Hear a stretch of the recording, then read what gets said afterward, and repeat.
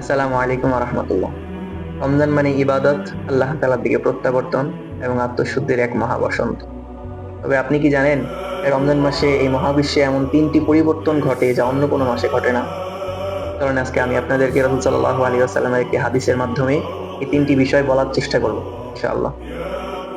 عن أبي هريرة رضي الله تعالى عنه أن النبي صلى الله عليه وسلم قال: إذا جاء رمضان ففتحت أبواب الجنة وغلبت أبواب النار وصفدت الشيطان।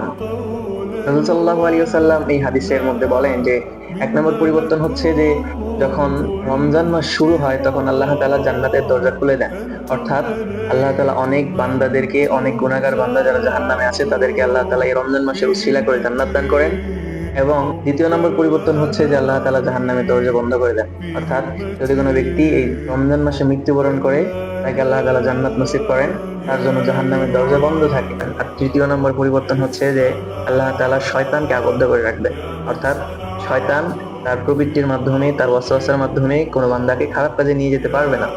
তাই আমরা চেষ্টা করব যে রমজানকে শুধু না খেয়ে থাকার মাস না বানিয়ে ইবাদতের মাস বানানোর এবং আল্লাহ তাআলার দিকে প্রত্যাবর্তন করার এবং ইবাদতের মাধ্যমেই এই রমজানের পরিপূর্ণ ফায়দা অর্জন করার।